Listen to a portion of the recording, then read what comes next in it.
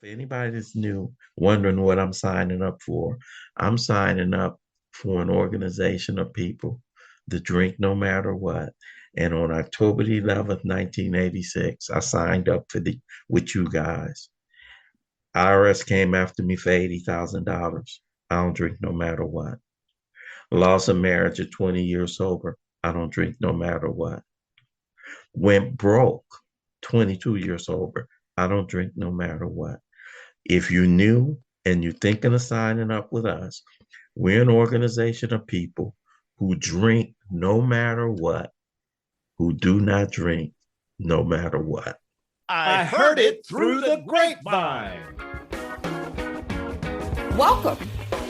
It's the AA Grapevine half-hour variety hour featuring the collected voices of Alcoholics Anonymous. I am Olis, an alcoholic in transition. In transition? Yes. I'm Don. I'm an alcoholic in Greensboro, North Carolina. I'm in a more stable situation, evidently, than you are. Where are you? I'm in Atlanta. I'm house hunting, and, I have this level of freedom that I didn't choose. I don't know that I want, but I'm about to enjoy. I'm about to probably spend the next 3 months globe hopping. That sounds a little bit stressful to not have a house to live in. How is AA playing a part? Are you sane? Well, I'm no more insane than usual. But, the thing is interesting is because I have all these old ideas, right? When I was a kid, I had a lot of housing instability. So housing stability has been really important to me. And one of my old ideas is I have to have a beautiful house and my art has to be hanging in it and it needs to be a certain way. And I made a series of decisions that left me with my things in storage. And you know what? It's okay. Interestingly enough, we're going to get to talk to two guys who I love today. And I heard one of them speak last week. And he said that sometimes when my plans don't come off, it's because God is using me. And I have to just accept that what is happening right now is God's will. Accept it and work with what is available to me.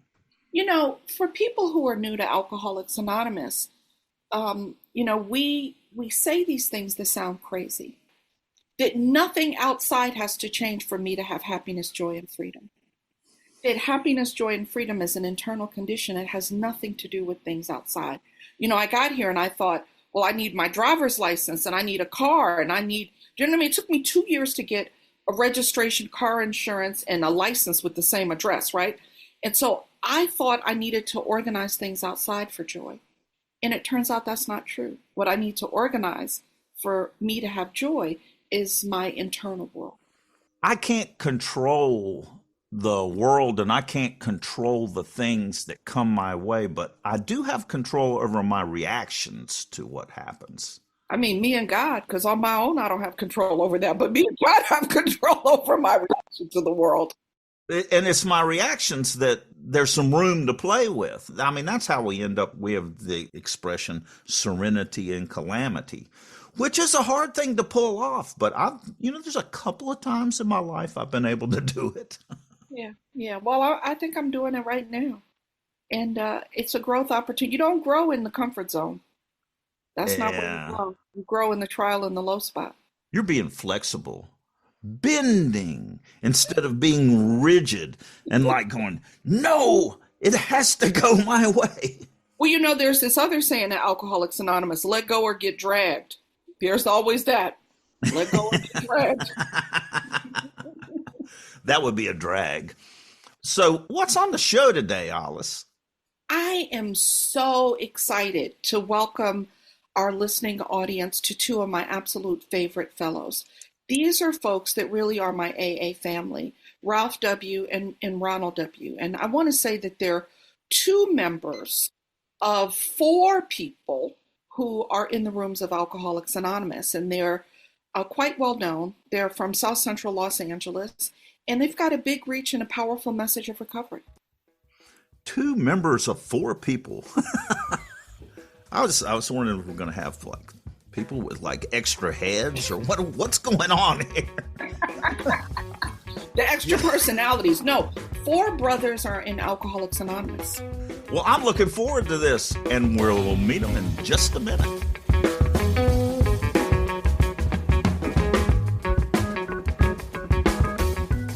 You can give a gift subscription of Grapevine or Lavinia. Grapevine has a long waiting list of incarcerated members who want one. Get your group, district, area, or AA friends to join in. It's easy. Go to aagrapevine.org and look for Carry the Message at the top of the site.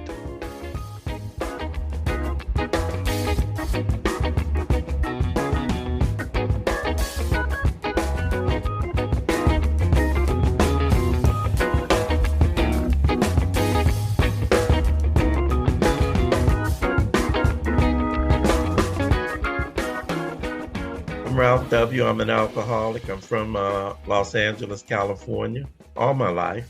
My sobriety date is October the 11th, 1986. So I've been practicing this way of life for 37 of my 70 years on this planet.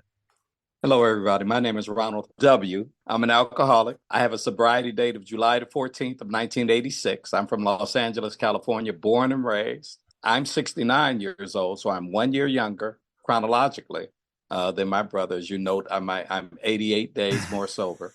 Don't let him catch up. If I mess up, I've got a long way to catch up. So, Both got sober in 1986. What was going on in 1986? Clearly, devastation. it wasn't a winning streak. Not the wings to victory, huh? Ronald, you were the first to get sober. Well, actually, Ralph was the first to get sober. Ralph just didn't stay sober. Ralph was the trailblazer. He was the one that had gone into treatment first in 1985. I saw him, so I came in a couple of months after him. And so then we kind of like played the relapse game back and forth for a bit. And then I'm finally the first one that came to stay. It ended up with me primarily getting physically beaten in front of my mother on July the 13th of 1986. That caused me to really see the clarity of my downfall. So I went into a treatment program the very next day on July the 14th. My brothers and I, we grew up and we were really tight all our lives. It's six of us. Four of us need to be in the program and the four that need to be are. And so we were tight, playing ball as kids growing up. And so turns out later in life, we also were still tight and we were going hard at it in what I like to call in the life, drinking and using. And we were doing this to the extent that all of us ended up in my mom's house back in about 1985. And so that 2-year condensed period, it got really bad. And I can speak for me. And so I went into treatment in August of 85. And then we did the dance back and forth. Ronnie disappeared in July of 86. And October the 10th of 1986 is when I guess Grace called on me. And it's interesting, Don, because when Grace comes calling in that situation, it doesn't look like Grace. It's like stepping through the looking glass and you don't know. None of us know. One day, drinking, next day, but you don't know that's your day. And you don't even know next day is the day till some months down the road. And you look back and say, I'm in a new world. Yeah. So these guys accosted me.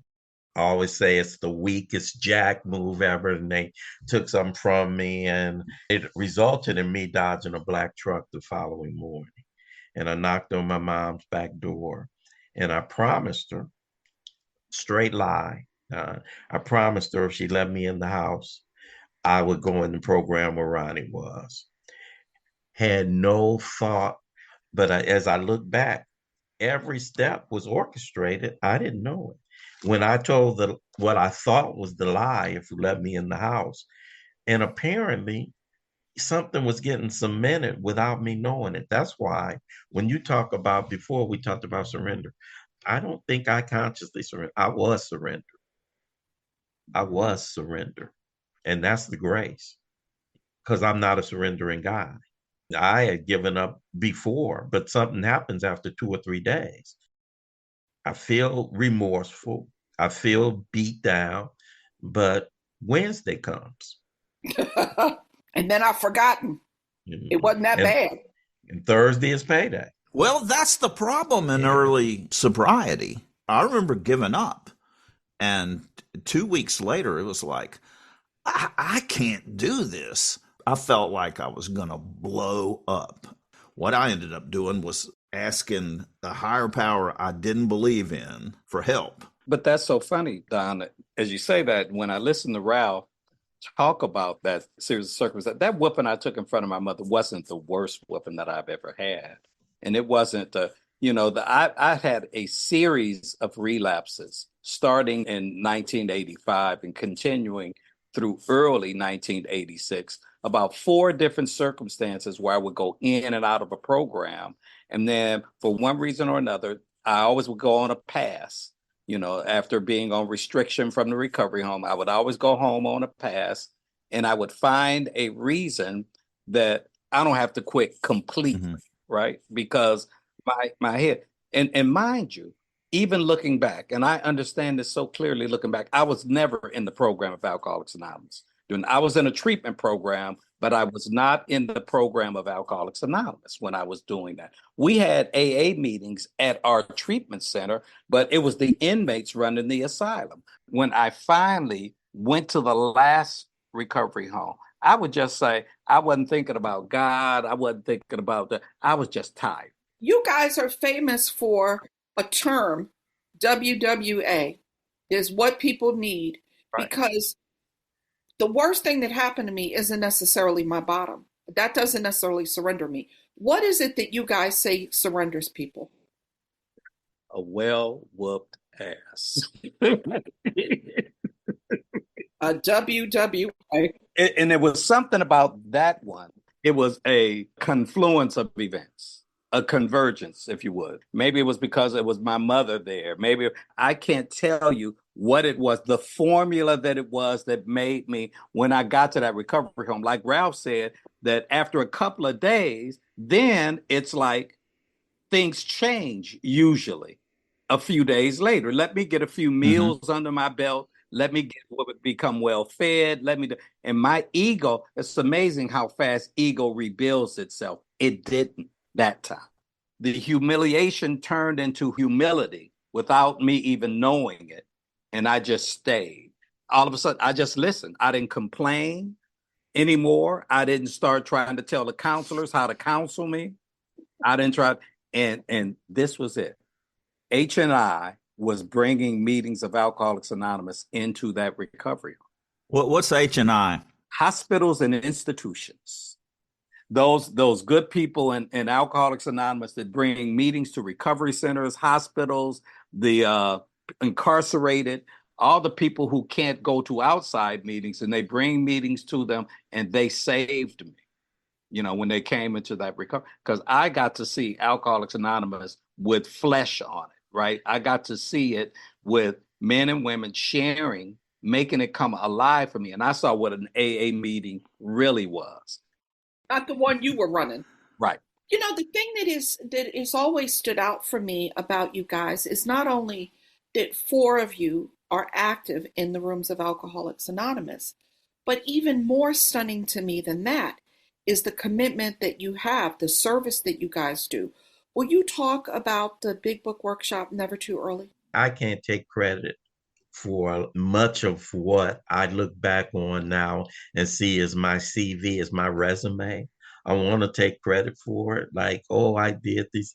We were young guys that were hungry that came into this. Don was saying, so what happened that you stayed this time? And what I think is grace.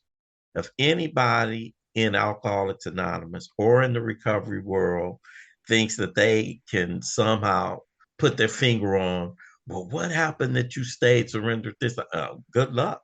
That's nameless. This business of grace. So we tell stories. We tell what happened. We don't know why. We don't know how God operates, how he entered, but we tell the story that it did. And when it happened, my responsibility is to maintain it. So I got surrendered, and I've never thought I'd be drinking. I'm not trying to say it arrogantly, but I've just never felt like that. And I started going to meetings, and Ronnie and I both had the same home group, which is 9604 South Figueroa in Los Angeles. And I'm in a hotbed of recovery. Unlike a lot of people, I've never been to meetings where they didn't talk about the book and when they didn't talk about the steps. And here's the part where I started saying sometimes I take credit. By nature, I'm curious, and I anything I'm involved in, Alice is kind of built like that too. When I'm involved in something, I'm all the way in. I'm either in or I'm out. I'm in or I'm out. I'm not testing waters. I'm all in or I'm not fooling with it. And so why be in a 12-step program and not practice the 12 steps? That's the next logical thing. Part of it is, and I gotta confess it, gotta work with your defects, right? One of my defects is I like attention. I always wanted to be first in the class. I raised my hand. I'm a good student. So that's my wheelhouse. So learning the 12 steps is my wheelhouse. I didn't know about grasping and developing a manner of living. I didn't know about a relationship with a power. Initially, I wanted to learn the 12 steps because that's me and Ronnie's makeup. We're learners, we're scholars, we're students. And so gotta work with whatever. That's why 6 and 7, when it says remove every single defect except the ones that stand in the way of my usefulness, and that sounds strange. He was using that. That's not entirely a defect that I'm inquisitive and but it is that I wanted to be smart. I wanted to, but that's not bad. You don't know. You know what I'm saying? You don't know. You're new in AA. You're hungry. You're enthusiastic. And so we saw some people present the big book in a way that it was so intriguing. It was at a marathon meeting in Los Angeles at the Crenshaw Auto Club. And me and Ronnie and my friend, the late Leon M., we were road dogs. And we came out of that lit up. We said, we want that. And we approached 2 members of that group and asked them if they would take us through the book the way they had been. And in November of 1987, we sat around my mom's dining room table, about 12 or 13 people. And we started going through the big book, Alcoholics Anonymous, page by page, line by line. And and that first year, we liked it. And we didn't intend to do anything except that first year. But as we were going through it, people heard about it and they said, we want to get on board. Mm-hmm. And so by the time we finished, we said, oh, let's do it again. Being the kind of guys we are, if we like something, anything worth doing is worth overdoing, used to be my motto. We like it, we did it. And some more people came. And pretty soon in my mom's little living room, we had too many people. And you had to get there really early to get a seat in the living room. Ralph, can I throw something else in there also that happened during that first year? Early on, a few weeks after we had started the workshop, there were these 2 guys, Joe M. and Charlie P., who were going around the country presenting something called The Big Book Comes Alive. And we, as a workshop, heard about it. And our little motley crew of 12 or 13 of us all went together to this weekend presentation.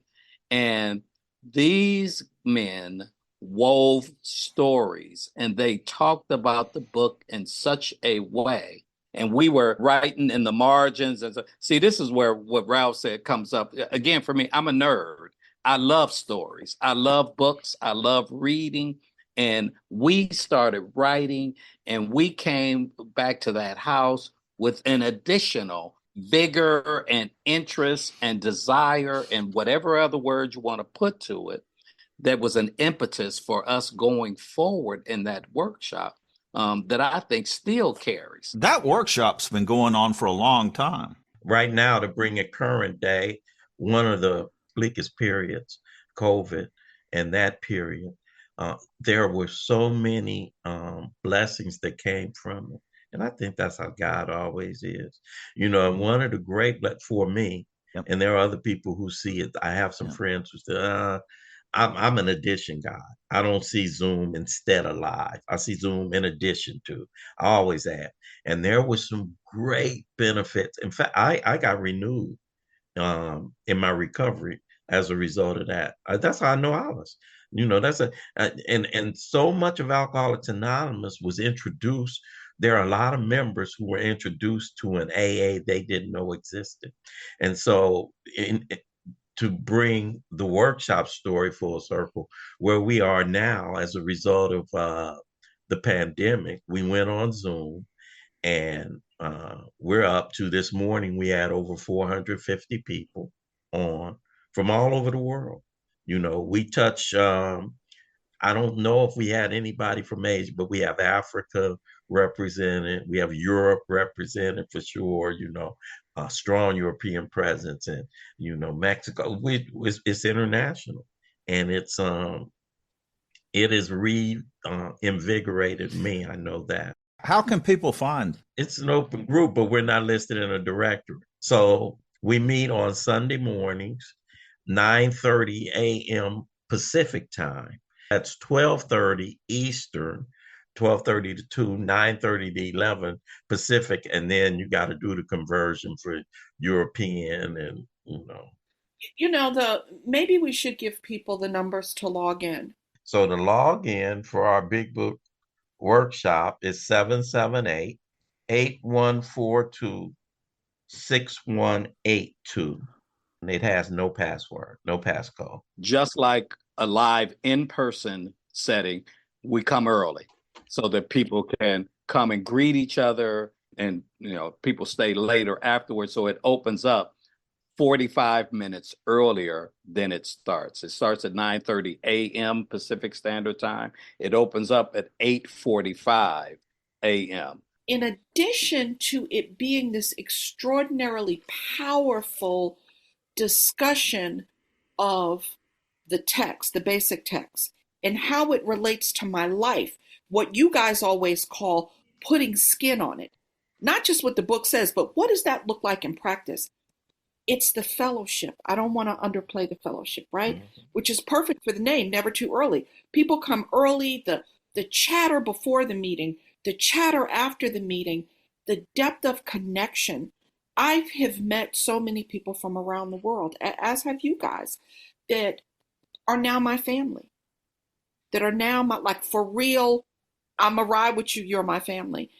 And so the beauty of the workshop isn't just the learning, but the connecting. Yeah. There are a lot of people that said that you couldn't make the connections through an online presence. And I'm not one to debate, because it's all just give me more, right? And there's so many people that I sponsor right now that I would not have been, number one, I wouldn't have met them. But for a platform like this, I would not be able to. I can see them, right? I can see them when I hear a fifth step, or when I'm able to. I have weekly meetings with them, and I'm able to do that. And I don't care what anybody. It translates. It translates. How do you sponsor?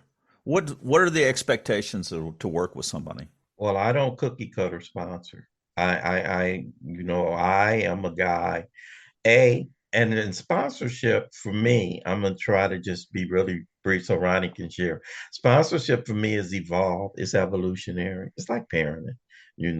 I have a friend, Bill C, and he was talking about early sponsorship, and people are worried sometimes I'm not qualified. And Bill, you say, you got to kill a couple of them to get it right. There's some gallows humor there. And I started sponsoring with about 11 months. And my first guy that I started sponsoring, Craig C, and he's still sober. But the second guy, I botched it. I made a mess of it. Some of my defects, he was a guy I didn't like. On the podcast saying it. I didn't like him. And he was intimidating to me, and he was rough around the edges. I'm not but he saw something in me. The thing about sponsorship now, when you think about it, we're a society of people who you cannot tell us nothing. We have people who stand up to the police. I have guys who tell the police, I've seen it, take that badge off, take that gun off, and now let's see how bad. We have people who will stand up in front of a judge and tell them. And so the miracle of sponsorship to me is that something happens. We're reading the chapter Working with Others and about winning the confidence of another. Something happens. That's how you know our program is certainly divinely inspired, because something takes place with folk like us, that one man or woman voluntarily, they're grown. Parents can't tell them anything. Parole officers can't tell them anything. Teachers in school used to find them just, you go to detail those guys. And they voluntarily say, I'm going to allow your voice to be louder than my head. That blows me away that I get the privilege that people do that. And this guy decided that he saw something in me. I'm green though, and sponsoring. I'm new. My defect and my default setting comes out with this guy. He was getting an apartment. I paid his first month's rent. I bought him a bus pass. I bought him a calling card at that time. That was 1987. And I would, what are you saying, Ralph? It was easy for me to spend money and think I'm discharging my sponsorship obligations. Yeah. Look, I'm doing stuff, but I didn't want to spend time. I didn't want to give him me. I started abusing this great privilege. I started talking down to him. I was very short and curt with him. I was very dismissive of him. He could have broke me in half. And so it started eating my lunch. Even early, I started getting this idea of Cassette sponsorship is so safe. And so I went to this lady and I shared what I was doing. And she was a great member of our fellowship, Betty T. She's gone now. And she was a remarkable sponsor. And I told her what I was doing. Betty had the ability to cut without cutting. She said, baby, somebody who's so smart can sure be stupid. I said, Betty, did you call me stupid? And sounds like somebody owes somebody an amends. What? And I learned the lesson. I soiled my pants at sponsorship early on. It's the one time. I'm the kind of guy that gets bought experience though, and I bought that experience, and it was a good lesson for me. And so anyway, to your question, more to the point, I don't cookie cutter sponsor. I sponsor I lead with my heart. Don't nobody care how much you know if they don't know how much you care. That's an old saying. And I'm just built that way, man. I sponsor inside my personality. I don't say the way I sponsor is the way. There are other people who keep a distance and the rest. I'm in the trenches with a sponsee right now. Let me yield around it because I could talk so long about sponsorship, man. That's the greatest privilege, I think, though, that I've had since I've gotten in here inside the program. I'm not a person that's myopic enough to just be in the I'm blessed enough that not only do I have a family, I have a real family. And my greatest privilege is to be a dad to my girls and my son and my grands and a son to my mom. Now that's the greatest. Yes. So I take on all comers.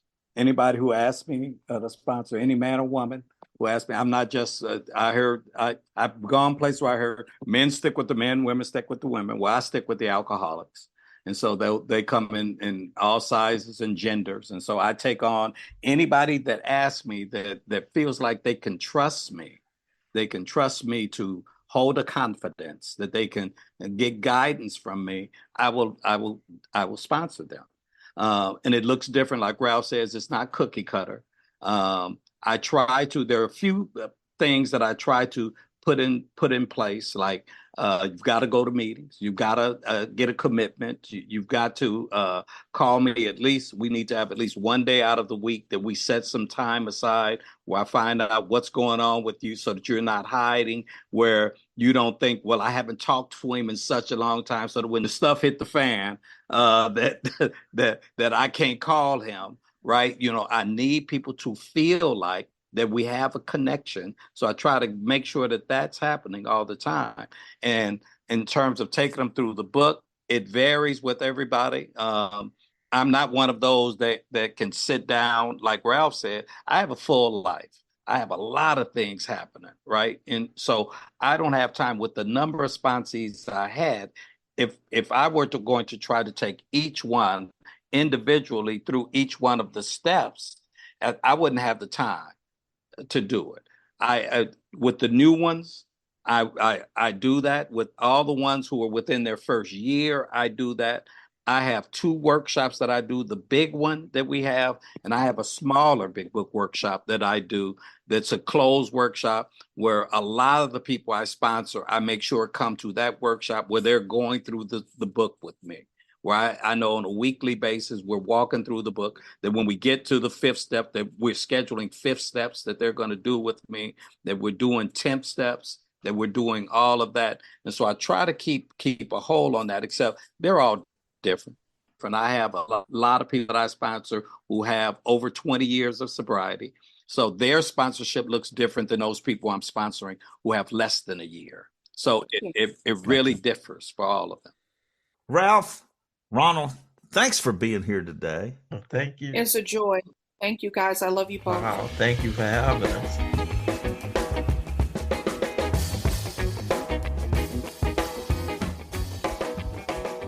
Hey, Don, what are you playing with on your phone? We're supposed to be recording a podcast here. Oh, sorry, Sam. Look, I was just checking my spiritual fitness in the new Grapevine app. Oh, the daily spiritual maintenance checklist? Well, are you fit? Yep, says so here. And look, there's a daily quote and a sobriety calculator. And you can read the latest issue and all of the past issues all the way back to 1944. And you can have the app read the magazine to you out loud as a playlist. It's the monthly magazine in print and audio. Right in your pocket. The Grapevine and Lavinia apps are now available for both iOS and Android phones. To get yours, go to the App Store on your phone.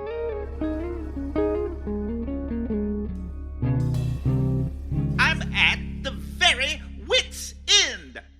Cuckoo.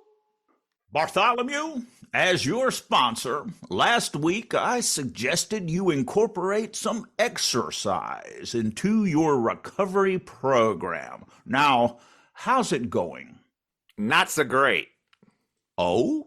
The only exercise I seem to be doing is jumping to conclusions, running around in circles, and bending over backwards to avoid my amends.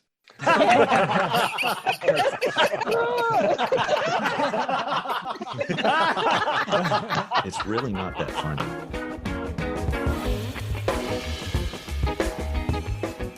Thanks for joining us. The AA Grapevine Half-Hour Variety Hour is posted every Monday and is produced by AA Grapevine, Inc. We don't speak for AA as a whole. We share the experience, strength, and hope of members to help others recover from alcoholism. Podcast info, including how to call in, is at aagrapevine.org/podcast. Search AA Grapevine in the App Store on your phone or find AA Grapevine on Instagram and YouTube. All things Grapevine are available at aagrapevine.org. If you want to know more about AA, search online for Alcoholics Anonymous in your city or visit aa.org.